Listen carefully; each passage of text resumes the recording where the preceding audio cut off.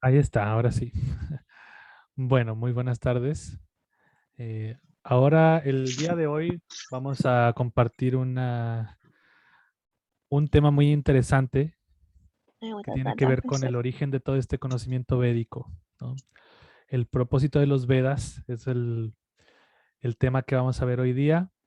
El Bhagavad Gita nos habla acerca de esto en dos versos en particular. Hoy día vamos a leer solamente uno eh, del capítulo 2, donde Krishna habla ha dado una analogía acerca de cómo un pequeño pozo de agua, o cuando uno necesita agua, va hacia donde un lugar donde está algún depósito de agua. Entonces dice que un pequeño depósito de agua, pues puede saciar la sed, pero si uno va a un gran depósito de agua, pues va a obtener mucho más, ¿no? Entonces dice que se puede obtener el conocimiento de los Vedas cuando uno conoce el propósito que hay detrás de ellos, ¿no?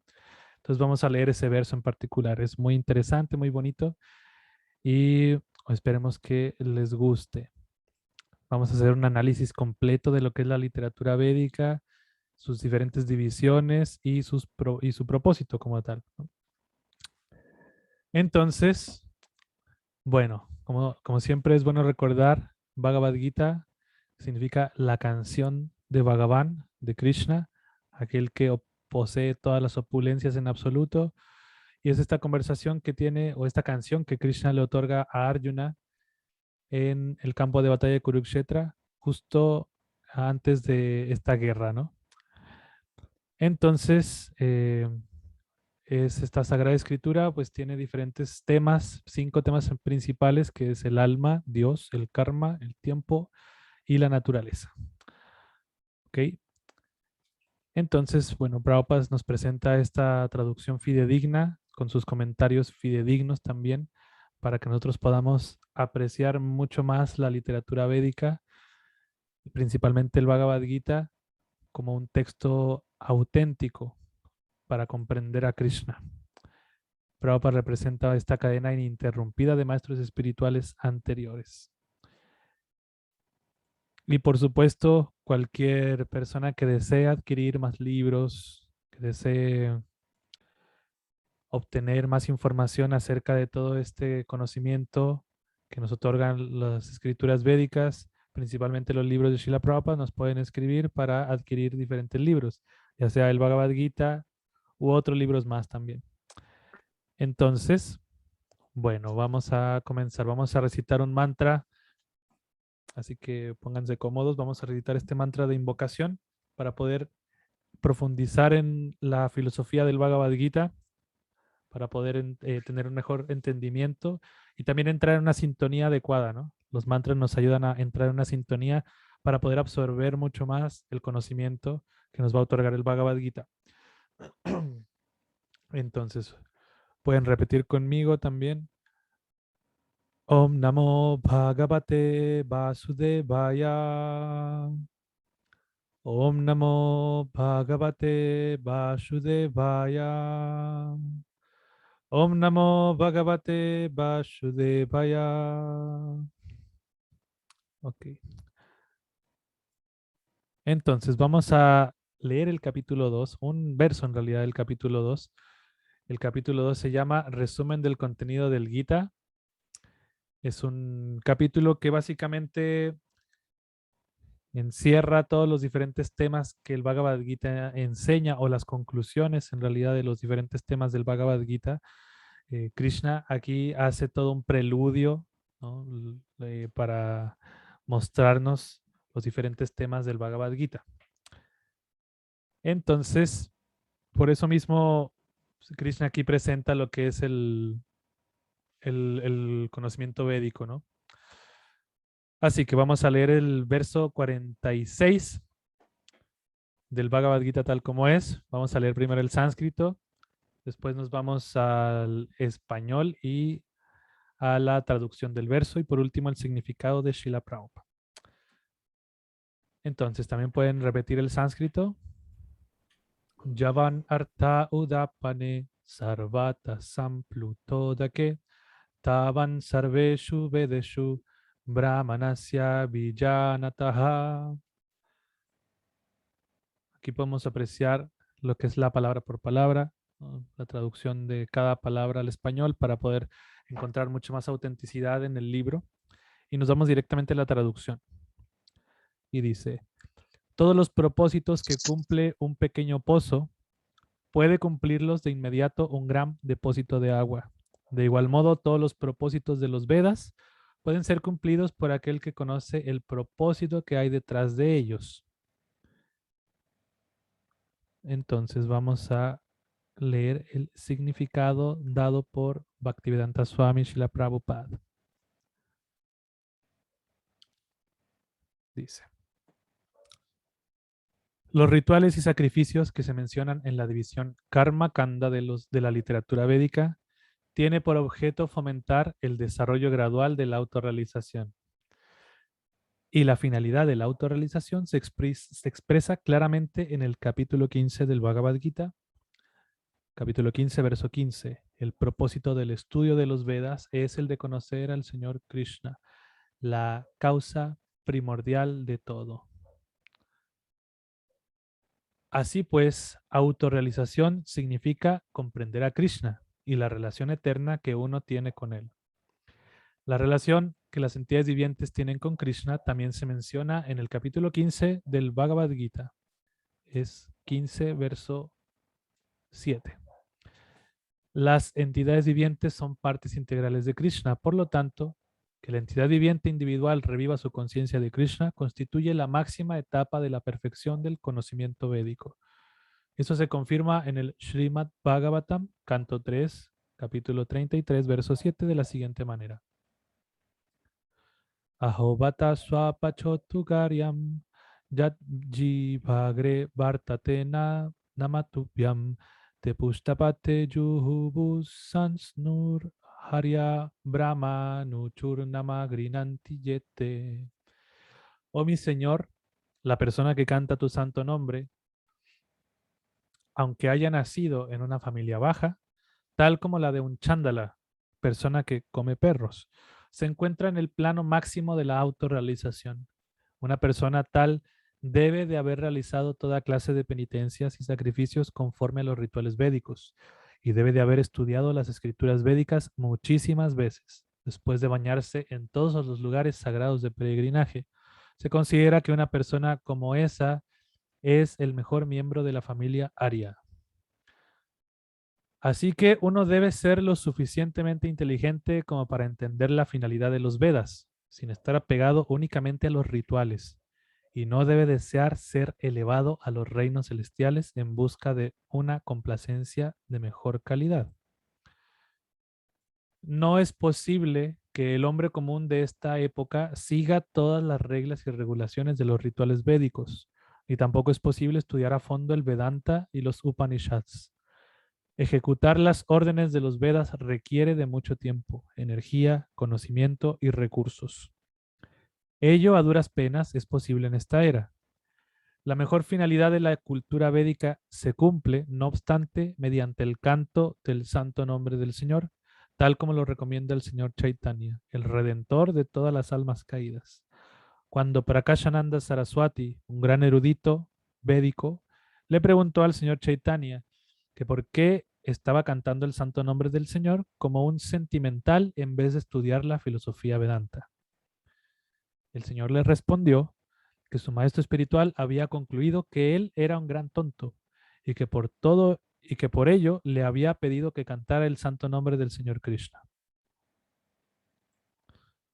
Él lo hizo y eso lo puso en un estado de éxtasis tal que parecía haberse vuelto loco. En esta era de Kali, la mayor parte de la población es tonta y no está debidamente educada para entender la filosofía Vedanta. La mejor finalidad de la filosofía Vedanta se cumple al cantar sin ofensas el santo nombre del Señor.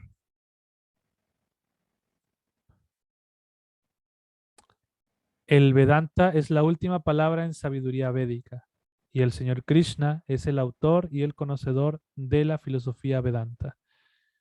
Y el vedantista más elevado de todos es la gran alma que encuentra placer en cantar el santo nombre del Señor. Ese es el fin último de todo el misticismo védico. Okay, entonces así terminamos con el significado de Srila Prabhupada Y vamos a volver a leer el verso para que nos quede un poquito más claro lo que Krishna dijo acá. Yavanarta udapane sarvata samplutodake tavam sarveshu vedeshu brahmanasya villanataha. Traducción. Todos los propósitos que cumple un pequeño pozo puede cumplirlos de inmediato un gran depósito de agua. De igual modo, todos los propósitos de los Vedas pueden ser cumplidos por aquel que conoce el propósito que hay detrás de ellos. Ok, vamos a recitar unos mantras para poder refugiarnos en el maestro espiritual y poder hablar un poco más sobre este verso. Om Angyanatimirandasya Gyanangyana Shalakaya Shakshurun Militam Jena Tasmai Shri Gurave Namaha Namam Vishnupadaya Krishna Prestaya Putale Srimate Bhaktivushan Swaminiti Namine Namam Vishnupadaya Krishna Prestaya Putale Srimate Bhaktivedanta Swaminiti Namine Vanchakalpatarvyacha Kripa Sindhuvya Cha Patitanam Pavanebhyo Vaishnavibhyo Namo Namaha Jaya Sri Krishna Chaitanya Prabhu Nityananda Shri Advaita Gadadhar Srivasadi Gaura Bhaktavinda Hare Krishna Krishna Krishna Hare Hare Hare Rama Rama Rama Hare Hare. Ok. Bueno, entonces, de acuerdo a lo que Krishna está hablando acerca de diferentes propósitos que hay dentro de los Vedas.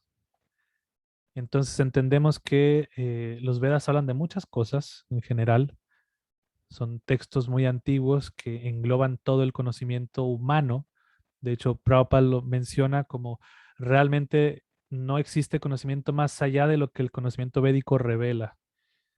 Conocimiento védico, de hecho, bueno, se puede decir conocimiento védico, pero en realidad es algo redundante, sino como podríamos decir entendimiento védico, porque la palabra Veda en sí significa conocimiento o revelación. Entonces decir conocimiento védico es un poco redundante. Deberíamos decir más bien entendimiento védico. ¿No? El entendimiento védico tiene sus diferentes características. Eh, todo el entendimiento védico o este conocimiento que tiene este origen antiguo, ¿no? Hace más de, por lo menos registrado históricamente, tiene 5.000 años de antigüedad, tiene diferentes propósitos, como Krishna está diciendo, diferentes los propósitos pequeñitos que los Vedas presentan, es como si nosotros fuéramos a buscar agua a un pequeño pozo. Sin embargo, si nosotros realmente conociéramos este gran depósito de agua, no iríamos al pozo, sino que iríamos realmente a lo que nos otorga más agua todavía. Entonces, los Vedas tienen diferentes propósitos que están por ahí. Cuando uno empieza a estudiar un poco más los Vedas, se da cuenta de que los Vedas tienen como diferentes propósitos para poder elevarnos gradualmente a una plataforma un poco más espiritual. Entonces, Krishna dice que, bueno, sí, los Vedas tienen diferentes propósitos, pero si logramos encontrar realmente el propósito final o el que hay detrás de los Vedas, o sea, el porqué de los Vedas, vamos a estar satisfechos espiritualmente, ¿no? Entonces, Krishna nos invita a poder encontrar el propósito que hay detrás de los Vedas. Entonces, el entendimiento védico tiene diferentes características, ¿no? La primera es que en sí mismo es el conocimiento original, eterno e inmutable de todo lo que existe en ambos planos, tanto en el plano material como en el plano espiritual. En diferentes, digamos, plataformas de conciencia, los Vedas hablan tanto del mundo material en general, cómo es la creación del mundo material, los elementos materiales, cómo se combinan, cómo los diferentes eh, situaciones en el mundo material están influenciadas por energías materiales, como lo que son las tres modalidades.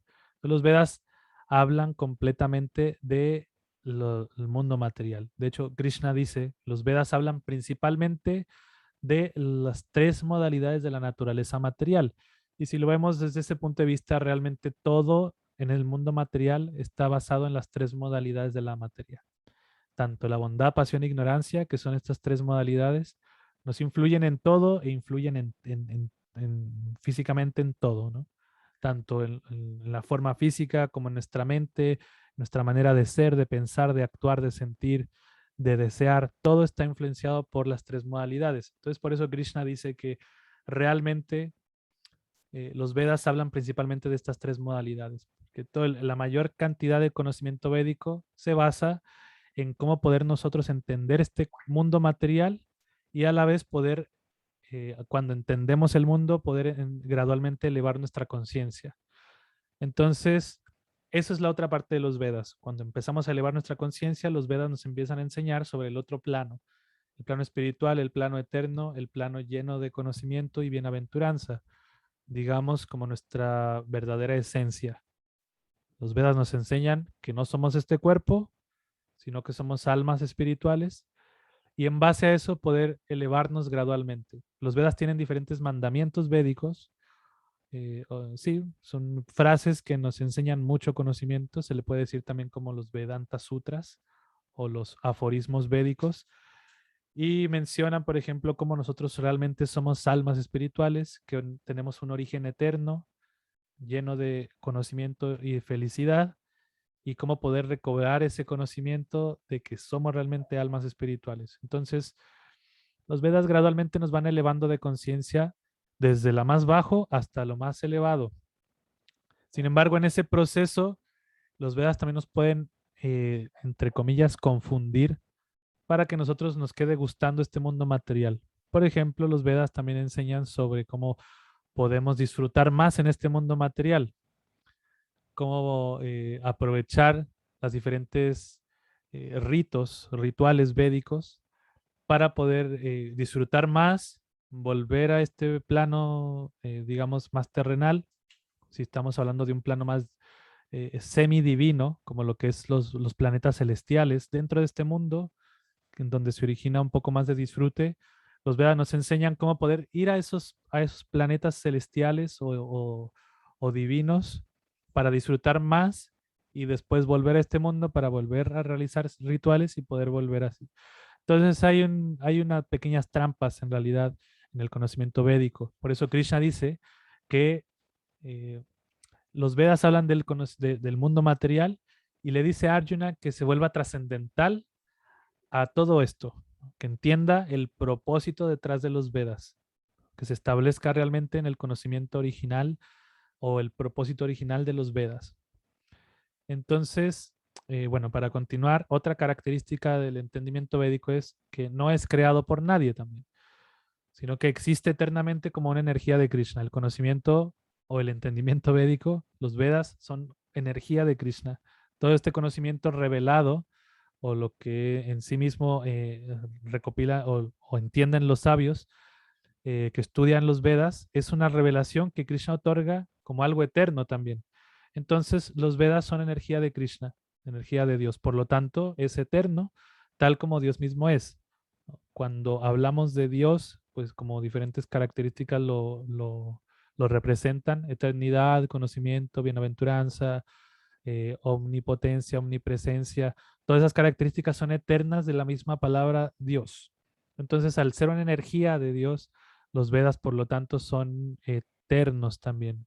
Es algo que son sempiternos, que no son solamente de un momento, sino que se pueden aplicar sus enseñanzas en todo el tiempo, lugar y circunstancia, en todo momento, en cada lugar.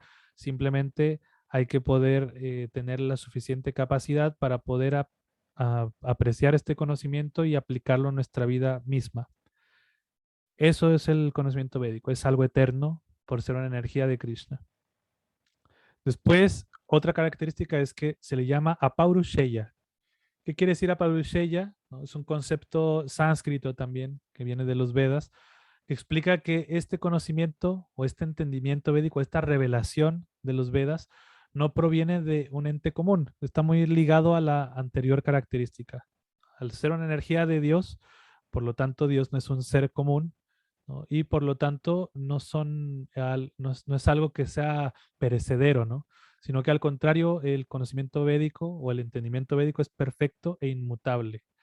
No se puede, no puede, digamos, ser algo que se pierda en el tiempo, ¿no? Sino que al contrario, el conocimiento védico es perfecto y sus enseñanzas son completamente aplicables en nuestra vida.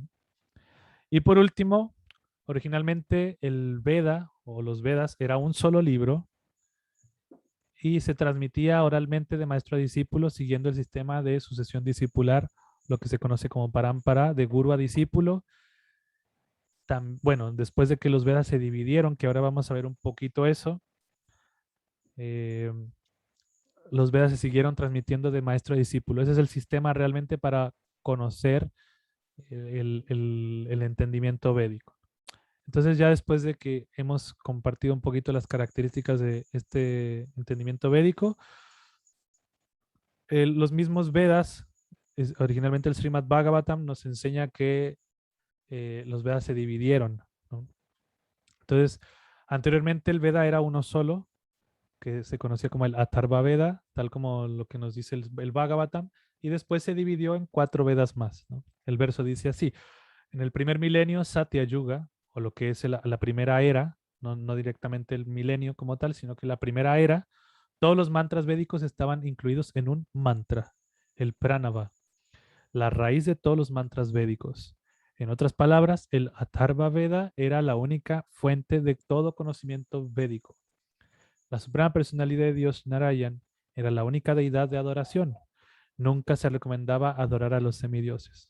El fuego era uno solo y en la sociedad había una sola orden de vida, la denominada Hamsa.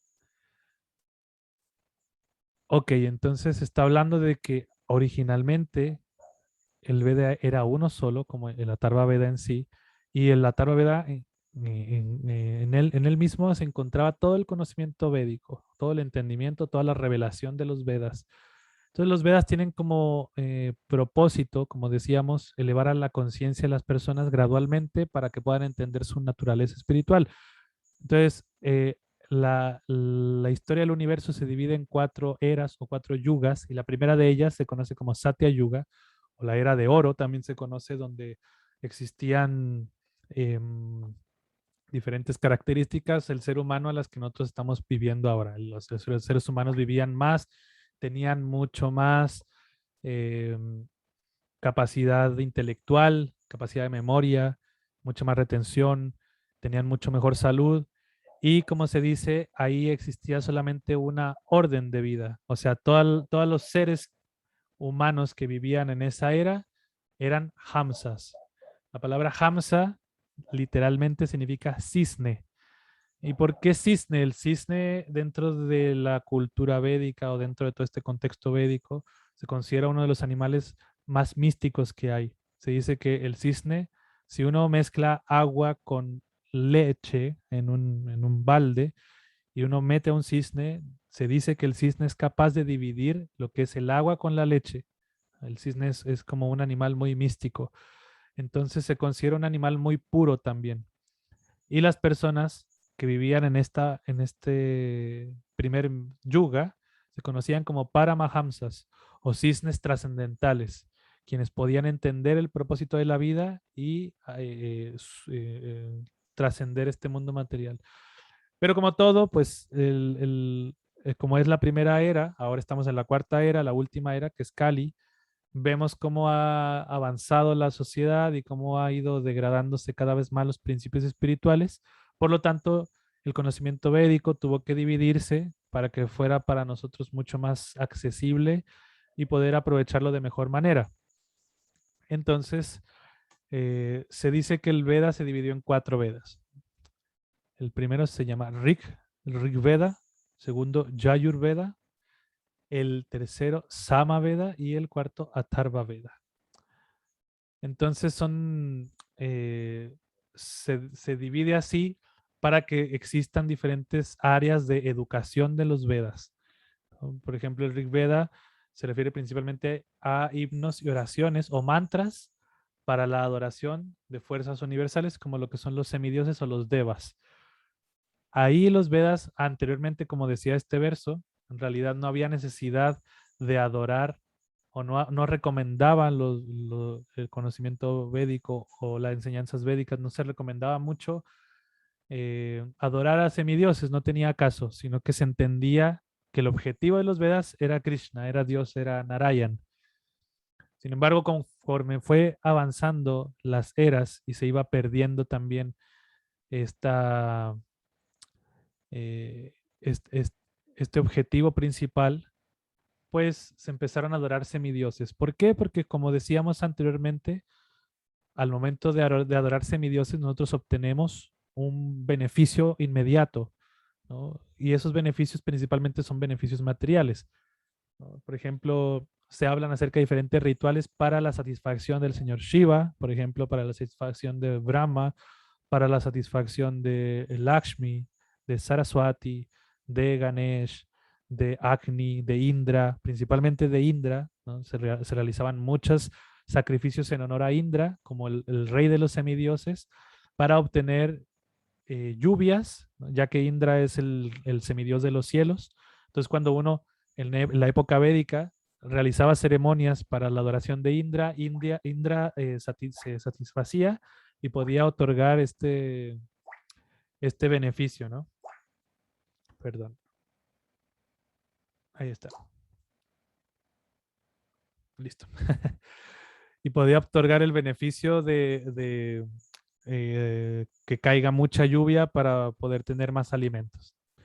Entonces, así se dice que si uno quería obtener mejor salud, adorar a tal semidios; si uno quería obtener una forma hermosa en su siguiente vida, una belleza nata, adorar a tal semidios, y así sucesivamente, ¿no?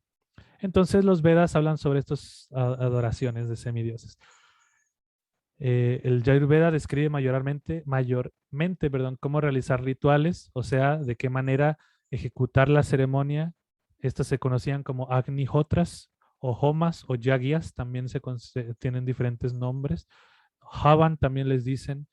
Entonces, todas estas ceremonias tienen diferentes procedimientos, desde la misma vida del sacerdote o del brahmana que realizaba estas ceremonias hasta la ejecución y una ejecución exitosa para obtener la ganancia que se deseaba, ¿no? Entonces, había algo muy específico en estos rituales que los Vedas presentaban, ¿no? Por ejemplo, el Sama Veda habla acerca principalmente sobre cómo cantar estos mantras, dentro del ritual principalmente se ejecutaban mantras, se cantaban mantras, ¿no? En vibraciones muy potentes que tenían que tener cierta métrica, cierto tiempo, y al momento de recitarla tenía que ser tan perfecto para que el sacrificio o la ceremonia ritual sea perfecta. Hay diferentes mantras que se cantaban en estas ceremonias con el objetivo de glorificar a los semidioses, por ejemplo, de glorificar también a, a Krishna mismo, entendiendo que él era la fuente de los semidioses. Sin embargo, quizás no eran, eh, el objetivo no era glorificar a Vishnu. Sin embargo, el beneficiario último era Vishnu también, ¿no? Entonces hay mantras como por ejemplo uno que dice Shamno Mitram Shambarunaha Shamno Arishtamariama. Entonces se refieren solamente a diferentes semidioses, ¿no? Cómo glorificar a diferentes semidioses para que ellos se gratifiquen de esta glorificación y obtengan, perdón, y otorguen estos beneficios materiales a las personas. Cristóbal, levantaste la manito. Sí, Prabhu, ahora que tocamos el tema, hace un tiempo atrás hablaba con un devotito, con el Prabhu Bupesh, de hecho, y él me comentaba esto del tema de las vibraciones sobre los mantras. Me decía que una persona que no sabía tanto, él pronunciaba el mantra Om desde la garganta. Sin embargo, una persona que sabía un poco más lo cantaba desde el pecho. Y una persona que era aún más versada la podía cantar desde el estómago, puesto que era una vibración muy importante. Y que incluso el mantra Hare Krishna era muy importante cuidar mucho la pronunciación, porque si uno lo pronunciaba mal, podía eventualmente incluso quedar mudo. No sé si usted se manejará con algo relacionado sobre esto. Igual es un conocimiento un tanto distinto, ¿no? Lo que se habla ahí, ¿no? Claro, es mucho más específico en realidad. Sí, bueno, la pronunciación de los mantras, específicamente en los rituales védicos, era algo muy, muy, muy, muy importante. O sea, inclusive se explica que cuando un brahmana no pronunciaba bien una palabra, una sílaba al menos, cambiaba completamente el significado de la ceremonia, del ritual, y podía traer consecuencias muy graves. Así lo vemos, por ejemplo, dentro del Srimad Bhagavatam. Se mencionan diferentes pasatiempos donde se equivocan en un mantra y automáticamente suceden cosas que no querían, ¿no?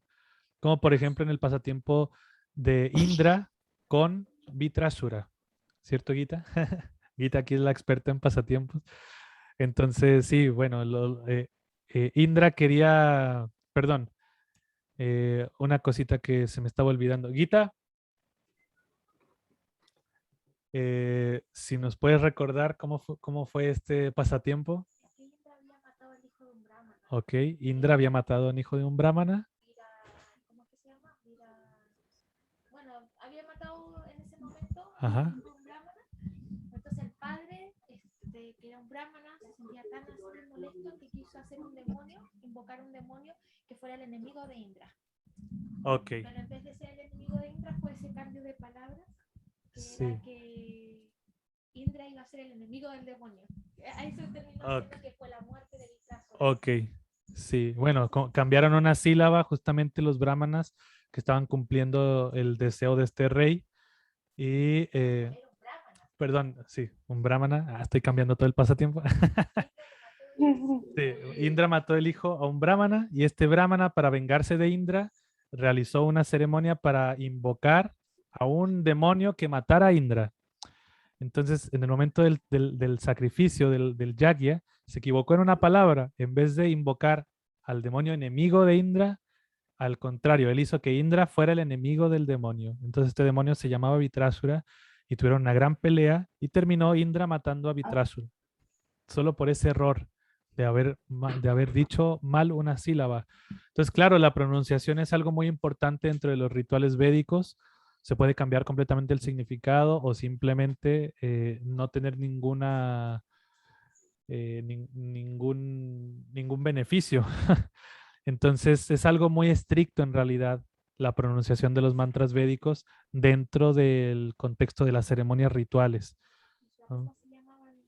Acá está el nombre si lo quieren leer, el pasatiempo está en el canto sexto del Srimad Bhagavatam.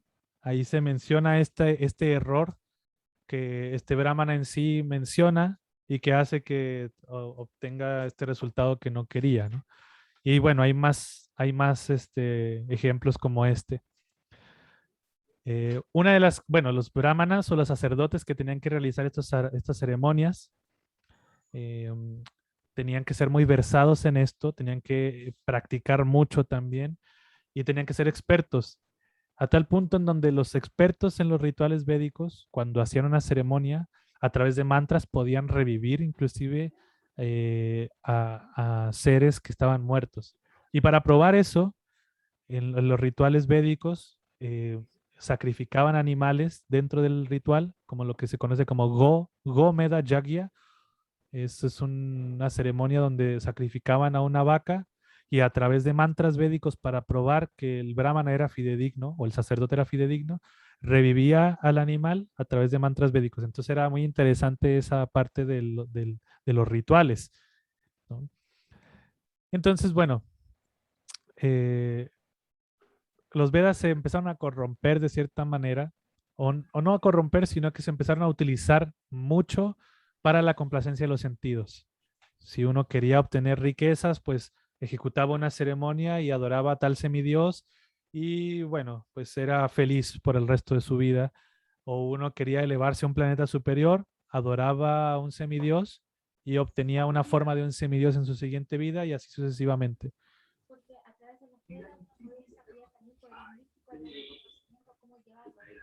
Gita aquí está dando otro dato importante. Sí, a través de los Vedas también uno podía desarrollar poderes místicos, lo que se conocen como los Astasiddhis.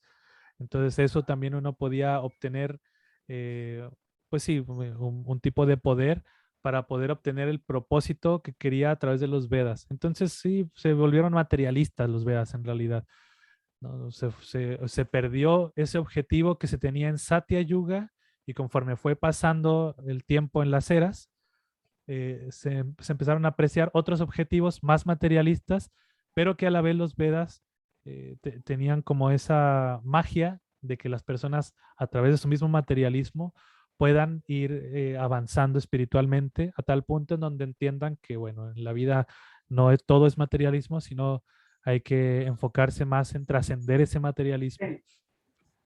Entonces los Vedas iban acarreando a las personas así, ¿no? Conforme iba, pues gradualmente se fue perdiendo, ¿no? A este punto, ahora, la cultura védica básicamente se perdió, no existen muchos los principios védicos, los rituales védicos ya no tienen ese poder. De hecho, en Kali Yuga se explica que los brahmanas o los sacerdotes ya no tienen ese poder que lo empoderaba, por siendo redundante de nuevo, empoderaba para poder ejecutar bien las ceremonias, ¿no? Que tengan éxito. Entonces, ya en esta era, en realidad los Vedas, eh, pues no tienen ese efecto. Entonces, bueno, ¿qué pasó? ¿Por qué nosotros estamos hablando de los Vedas y por qué Krishna dice, bueno, aprende el propósito que hay detrás de los Vedas? Y mismo Krishna está diciéndolo para nosotros en esta era de Kali, donde no podemos estudiar los Vedas. Mismo Prabhupada está diciendo que los Vedas son algo tan profundo y que se requiere de muchos años de preparación, se requiere de mucho tiempo y esfuerzo y recursos, porque realmente para hacer rituales védicos eran muy caros los rituales védicos. Tenía que haber oro, tenía que haber frutas, tenía que haber cereales, riqueza, muchos brahmanas diferentes, uno tenía que ofrecerle donaciones a los sacerdotes que ejecutaban los rituales en casa. Entonces era algo muy caro porque ese era el digamos, el proceso a seguir para poder liberarse de este mundo. Entonces actualmente eso ya no funciona, ya no tiene validez ante los mismos Vedas en realidad. Entonces, ¿qué pasó con los Vedas? ¿Qué continúa con los Vedas? ¿No? Hay todavía muchas más divisiones de los Vedas, como lo son los Upanishads, ¿no? Los Upanishads son distintas, son como apéndices de los Vedas para poder apreciar, por ejemplo, lo que es la diferencia que hay entre el alma y el cuerpo, la relación que se tiene con Dios. Entonces, bueno, estos son otros de las divisiones de los Vedas conforme fue avanzando. Los Itihasas, por ejemplo, también es otra sección de los Vedas. Son básicamente historias, ¿no? Como lo que es, uy, perdón, disculpen. Ahí está. ¿No? Se consideran historias dentro del contexto védico que registraban hechos históricos para que nosotros pudiéramos apreciar cómo el conocimiento védico se manifestaba en la historia. Entonces, hay diferentes historias principales, como lo que es el Ramayana, por ejemplo, la historia de la encarnación de Ramachandra, los 18 Puranas, ¿no? Los subpuranas también, el Mahabharata también es se considera Itihasha como historia, y dentro del Mahabharata se encuentra el Bhagavad Gita, que ahora vamos a hablar de eso también, ¿no? Entonces, bueno, aquí nos faltó una cosa dentro de esta descripción de los Vedas. Estaba también los Vedanta Sutras, como para concluir esta sección de los Vedas. Bueno, los Vedanta Sutras básicamente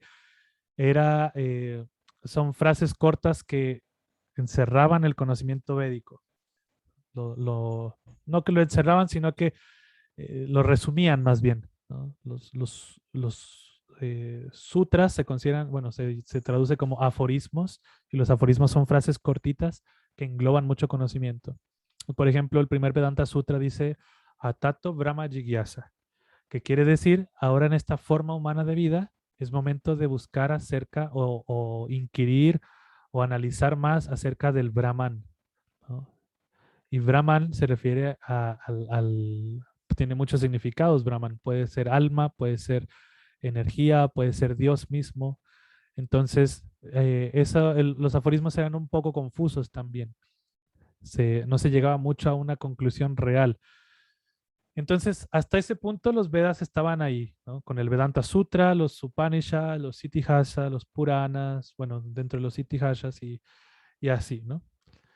Entonces, dentro de los Itihasas está el Mahabharata y los Puranas, y hay las partes más importantes de esto es el Bhagavad Gita, que es la sección más importante del Mahabharata, donde habla Krishna mismo, que ahí es lo que estamos leyendo ahora. y el Srimad Bhagavatam, que el Srimad Bhagavatam está dentro de los Puranas y se considera el Purana inmaculado o el Purana más puro que hay. El Bhagavad Purana es el Purana, digamos, que realmente presenta lo más importante de todo el conocimiento védico, y ahora vamos a ver por qué, ¿no? Como decíamos, bueno, el Bhagavad Gita y el Bhagavatam son los textos designados por las mismas escrituras védicas como los más importantes, los que dan más revelación espiritual, ¿no? Hablan sobre justamente la naturaleza material, las diferentes energías, Krishna mismo, tanto en su creación como en su personalidad, como en su omnipresencia también. Habla el Bhagavatam, por ejemplo, enseña las encarnaciones de Krishna, sus diferentes, digamos, manifestaciones a lo largo de la historia de la humanidad, cómo nos lleva principalmente, porque los Vedas han sido muy ambiguos en este sentido de realmente enfocarse en quién es o qué es la suprema persona divina o qué es el objeto de adoración principal, porque cuando se empezaron a hablar sobre la adoración de semidioses se confundió en realidad el objetivo. Entonces, el Bhagavad Gita y el Srimad Bhagavatam nos enseñan sobre el verdadero objetivo, cómo encontrar el origen de todo esto, entendiendo que Dios es tanto impersonal como personal y profundizando en esto, ¿no? Entonces, esto básicamente como un preludio a lo que es el propósito de los Vedas. Aquí se va presentando un poquito más lo que son los libros principales para entender el propósito de los Vedas. Entonces, todo este conocimiento védico, o más bien entendimiento védico, tiene 3 etapas de comprensión, ¿no? Tiene 3 etapas de entendimiento. Bueno, como todo conocimiento en realidad, tiene 3 diferentes secciones. La primera es la etapa teórica, cuando empezamos a aprender teóricamente, ¿no? Si nosotros pues, estamos estudiando, por ejemplo, el Bhagavad Gita, empezamos a entender que, bueno, el Bhagavad Gita presenta diferentes temas como el alma, el ser, la conciencia, el karma, etcétera, y empezamos a aprender de ello teóricamente, ¿no? Empezamos a conocer las diferentes leyes de la naturaleza y a través de ello empezamos a ver cómo aplicarlo en nuestra vida, ¿no? Entonces, el área teórica, uno tiene que saltarse a la siguiente etapa del conocimiento para poder vivir el conocimiento. En la teoría no es posible, no se puede vivir realmente así. Entonces, necesitamos practicar el conocimiento védico. Y de ahí viene la segunda etapa, la práctica, cuando se empieza a obtener experiencia del conocimiento. Uno empieza a justamente aplicar todas las enseñanzas, las revelaciones de los Vedas a nuestra vida y empezamos a darnos cuenta que nuestra misma vida empieza a cambiar, empieza a transformarse a través de estas revelaciones de los Vedas. Y conforme vamos avanzando en estas etapas, la última etapa, que es la de comprensión, o principalmente la etapa de la realización, cuando nosotros realizamos el conocimiento, vivimos el conocimiento, ya lo hemos practicado y ya estamos, digamos, ya nos hemos como fusionado con el conocimiento. Esa es la última etapa de comprensión del entendimiento védico. Nos fusionamos con el conocimiento y vivimos como lo es el conocimiento como tal. Entonces, esto lo estamos mencionando porque vamos a mencionar ahora cuál realmente es el propósito de los Vedas de acuerdo a todo este análisis, ¿no? Porque realmente los Vedas nos tienen que llevar a una etapa de autorrealización. Pero ¿qué es realmente esa autorrealización? ¿O qué libro nos enseña lo que es la autorrealización? Para poder explicar esto, para poder entender mejor esto, tenemos que conocer un poquito también la historia de cómo se manifestaron los Vedas. Entonces vamos a hablar un poquito, yo creo que ya la mayoría conoce esto, obviamente, lo que es Vyasadeva y los Vedas, ¿no? Entonces ya hablamos mucho de los Vedas, hablamos mucho de las divisiones de los Vedas, cómo se presentan en la humanidad, pero no hemos hablado todavía del autor de los Vedas o el recopilador de los Vedas. Y esta persona es Vyasadeva. También se conoce como Veda Vyasa, otro de los nombres, ¿no? Vyasadeva se considera una encarnación de Dios, es un ente divino que su principal ocupación es la de transmitir el conocimiento védico a la humanidad. En realidad, Vyasadeva estaba viviendo en una época en donde se empezaron a perder los principios védicos conforme iba avanzando las eras. Se explica que la era de Kali es la era más degradada, es la era en donde se vive mucha miseria, se tiene muy poco entendimiento de la realidad espiritual, las personas se dice que son pendencieras, eso quiere decir que pelean mucho, están mal dirigidos, nos dirigimos principalmente por nuestros sentidos, nuestra mente, nuestro egoísmo, siempre estamos perturbados a través de nuestros sentidos también. Nuestros sentidos son una bomba de tiempo que constantemente quiere explotar y satisfacerse. Entonces, al ver esto, cómo la era de Kali estaba avanzando y estaba entrando a la humanidad, Vyasadeva se dio a la tarea de escribir o recopilar el conocimiento védico, ya que antes se transmitía solamente de maestro a discípulo. Entonces Vyasadeva hizo el arduo trabajo, al ser una encarnación de Krishna, tenía la facultad y el poder para tomar todo el entendimiento védico y plasmarlo en libros. Entonces de ahí se dividieron en discípulos también. Vyasadeva escribió los libros y se los compartió a sus discípulos. Entonces Vyasadeva realmente quería entregar algo a la humanidad que le pudiera llenar el corazón, que le pudiera otorgar el conocimiento real, algo que realmente lo liberara de este mundo, ya que él percibió que las características de la era de Kali o de esta era actual eran muy degradantes, era algo muy inauspicioso, algo que no le deseaba a nadie y quería que las personas tuvieran herramientas para poder liberarse de la era de Kali, ya que era una era que nadie quería estar, ¿no? Sin embargo, muchos de nosotros nos merecemos estar en Kali Yuga, donde realmente vivimos muy poco tiempo, donde nuestra memoria es muy corta, donde nuestro entendimiento es muy escaso y pues escasea mucho este propósito de autorrealización. Entonces Vyasadeva quería realmente otorgarnos el verdadero beneficio de todas las escrituras védicas. Y aquí es donde vamos a lo que se conoce como la tercera etapa de los Vedas, que es o la tercera etapa de entendimiento, que es la autorrealización. Vyasadeva quería otorgarnos la autorrealización. Entonces, ¿qué pasa? Vyasadeva recopiló justamente los Vedas. Vyasadeva después escribió los Puranas, o sea, él escribió los 18 Puranas, que son textos larguísimos. Por lo menos el Bhagavatam tiene 18,000 versos. Entonces, Vyasadeva escribió todo esto, ¿no? Había escrito todas estas escrituras.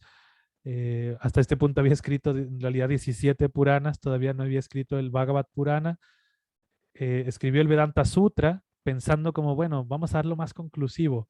Escribió el Vedanta Sutra y se dio cuenta de que no era lo más conclusivo, quedaba muy vago el conocimiento. Entonces Vyasadeva estaba sintiendo mucha insatisfacción, estaba muy perturbado porque todavía no podía sentirse satisfecho. A veces pasa que cuando uno ejecuta un trabajo, por más que lo quiera hacer bien, no termina uno sintiéndose satisfecho, ¿no? Entonces Vyasadeva sentía así. Su objetivo en la vida, que era transmitir el objetivo de los Vedas, todavía no llegaba a ese punto, ¿no?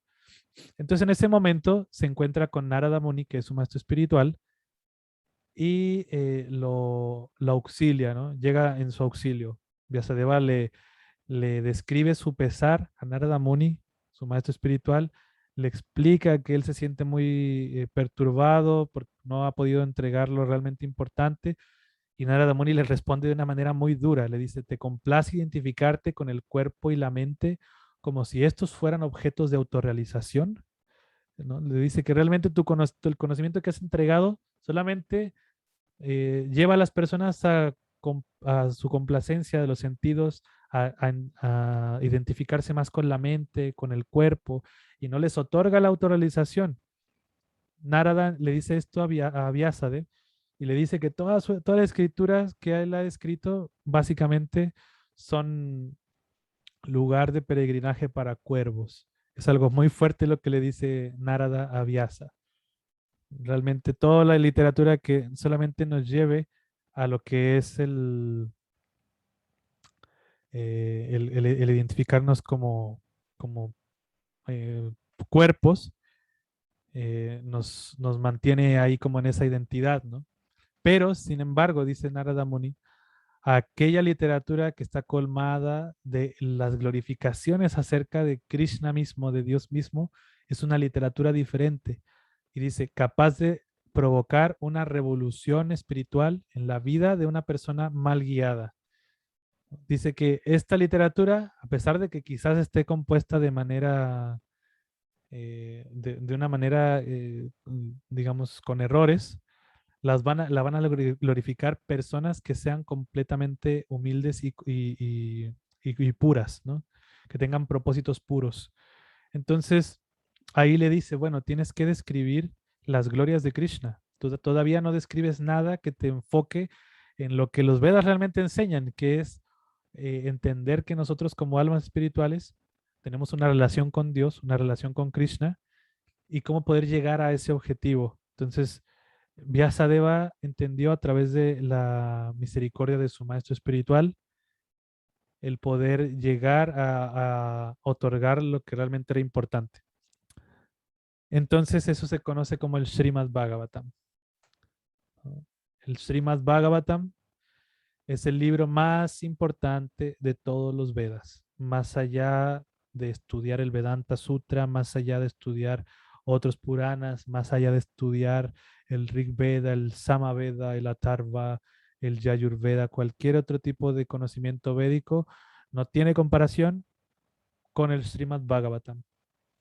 El Srimad Bhagavatam nos enseña realmente cuál es nuestra posición como seres condicionados, ¿no? O sea, nuestro punto de partida primero nos postra en el punto de partida que es que entendamos que somos almas condicionadas y que nuestra naturaleza es ser un ser espiritual, un alma espiritual.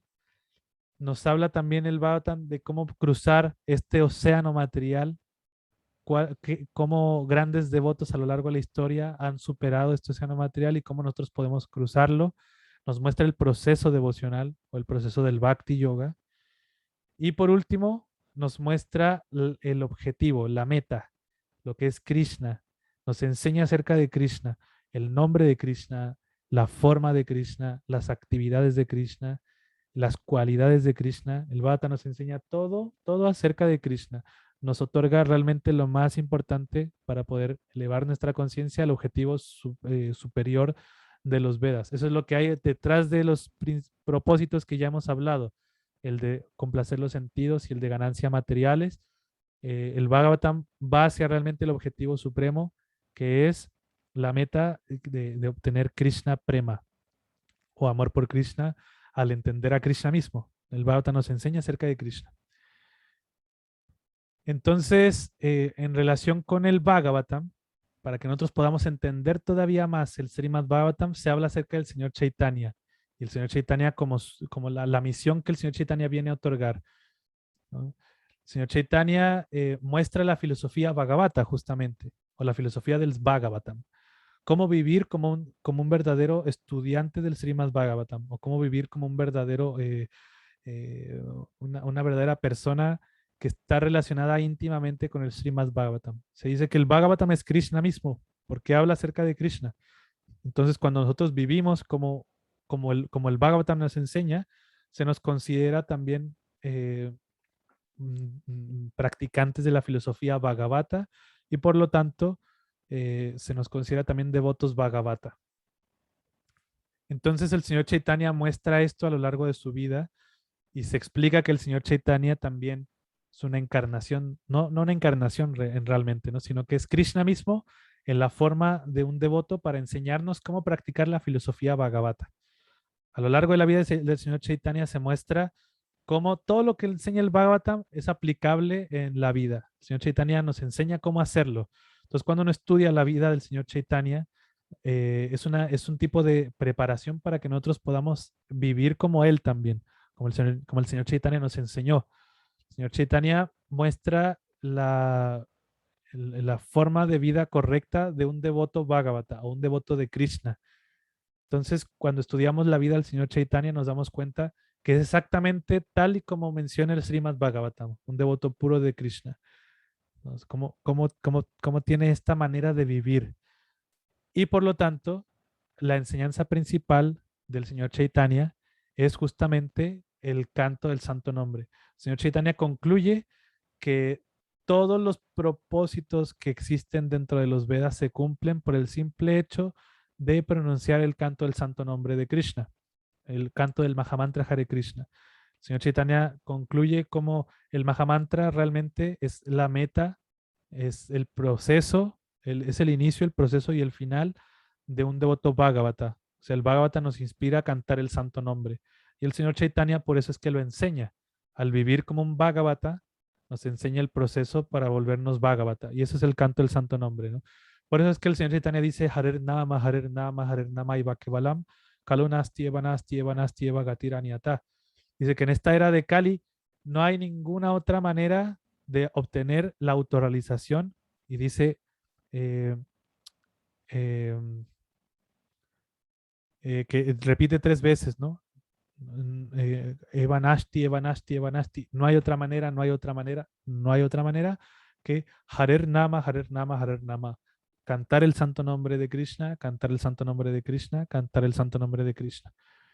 Entonces, el señor Chaitanya concluye con esto, como su vida, en base a lo que nos enseña la filosofía Bhagavata, al ser expresada por el señor Chaitanya, dice que todo se concluye al cantar el santo nombre sin ofensas, ¿no? Eso es algo también muy importante. Si nosotros seguimos la vida del señor Chaitanya, vamos a poder volvernos también devotos Bhagavata y vamos a obtener la perfección dentro de todo este conocimiento védico. Y es ahí donde aprendemos que el propósito de los Vedas o de todo este conocimiento es realmente volvernos devotos puros de Krishna a través de practicar la filosofía Bhagavata y principalmente en la práctica del canto del Mahamantra Hare Krishna. Entonces, esto básicamente es lo que nos enseña Prabhupada en la conclusión dada por él mismo en este verso, que dice así: en esta era de Kali, la mayor parte de la población es tonta y no está debidamente educada para entender la filosofía Vedanta. La mejor finalidad de la filosofía Vedanta se cumple al cantar sin ofensas el santo nombre del Señor. El Vedanta es la última palabra en sabiduría védica y el Señor Krishna es el autor y conocedor de la filosofía Vedanta. Y el vedantista más elevado de todos es la gran alma que encuentra placer en cantar el santo nombre del Señor. Ese es el fin último de todo el misticismo védico. Ok, entonces así concluimos esta charla del día de hoy. Vivir como la filosofía Bhagavata nos enseña a través de cómo el señor Chaitanya muestra cómo vivir como un devoto, como un practicante del Bhakti, y la principal ocupación de un practicante del Bhakti es cantar el santo nombre del Señor. Gradualmente vamos a obtener un gran placer al cantar el santo nombre y por gracia del Señor Chaitanya vamos a poder entender ese propósito y vivir en base a ese propósito. Entonces, bueno, finalizamos con esta charla del Bhagavad Gita. Muchas gracias a todos los que se conectaron por Facebook, Hare Krishna. Muchas gracias a ustedes también por Zoom, por estar acá conectados. Y no sé si tengan alguna pregunta, algún comentario, les gustaría hacer alguna reflexión de todo lo que vimos acá.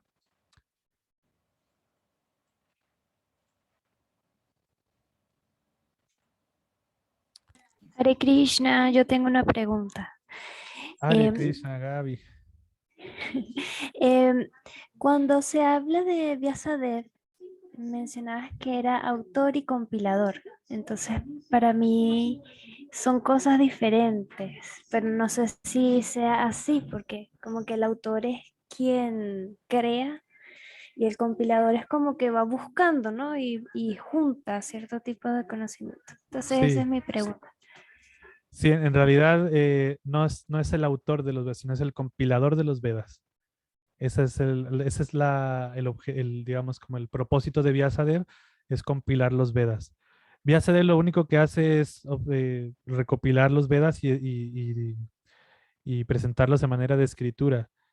Y también registra los hechos históricos a través de los Puranas, ¿no? El Mahabharata, el Ramayana, que bueno, el Ramayana en realidad no lo escribió Vyasadeva, sino que lo escribió Valmiki. Sin embargo, forma parte de todos esta gran cantidad de historias de los Vedas. Entonces sí, estás en lo cierto. No, Vyasadeva no es el autor de los Vedas, sino que es el compilador de los Vedas.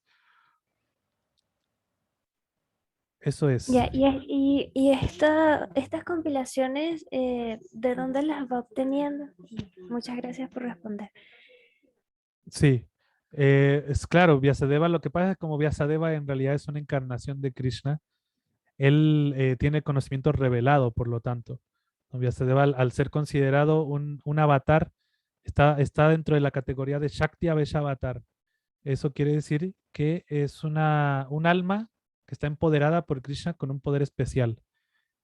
Y ese poder especial justamente es el poder, digamos, obtener el conocimiento védico revelado para poder compartirlo en la escritura. Entonces Vyasadeva obtiene el conocimiento de manera revelada. No es que Vyasadeva va a buscar y etcétera, etcétera, sino que Vyasadeva en sí mismo, al ser una encarnación de Krishna, tiene el conocimiento mismo ya de los Vedas. Entonces ahí es como él lo transmite.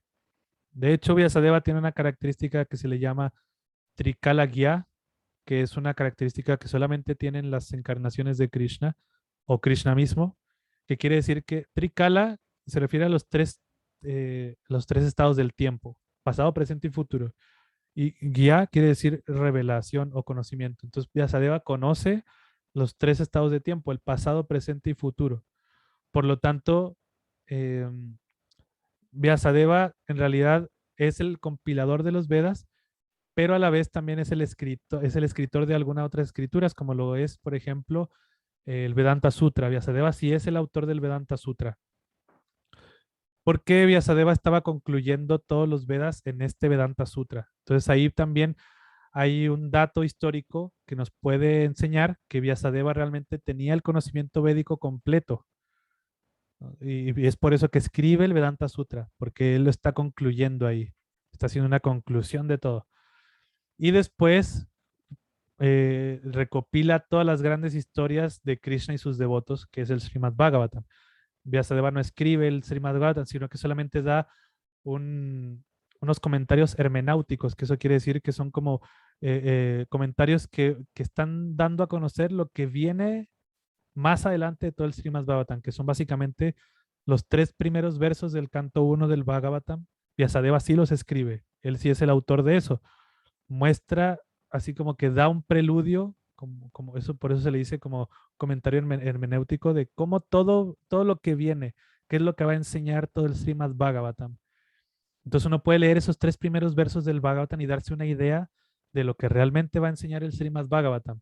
Y ahí Vyasadeva después empieza a describir la historia de lo que es el Srimad Bhagavatam, que eso sí es recopilación. Entonces, en realidad Vyasadeva tiene estos 2 títulos, es tanto el autor pero y compilador a la vez. Es autor del Vedanta Sutra, pero sí es el compilador de todo lo demás, ¿no? De las historias y del conocimiento védico.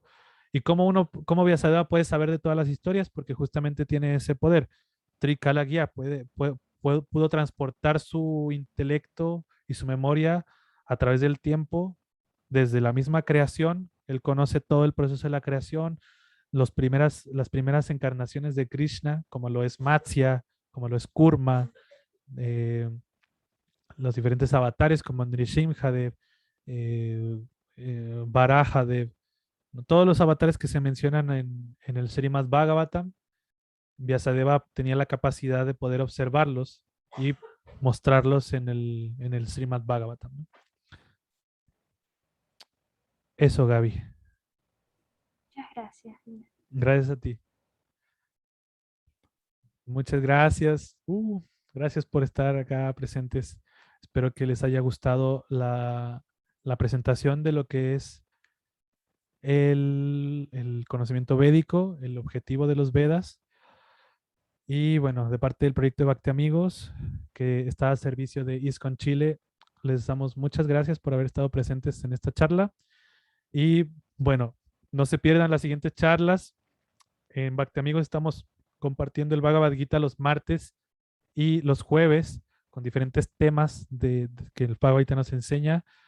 Entonces están completamente invitados a escuchar, a compartir con nosotros, a estar en vivo en Facebook eh, a las 7:30 de la tarde. Todos los martes y jueves tenemos estas actividades. Entonces se vienen muchos temas diferentes, así que no se lo pierdan. Muchas gracias por estar. Hare Krishna. Gracias, Prabhu, hermosa clase, Haribol, Gracias a reverencias. ustedes. Haribol.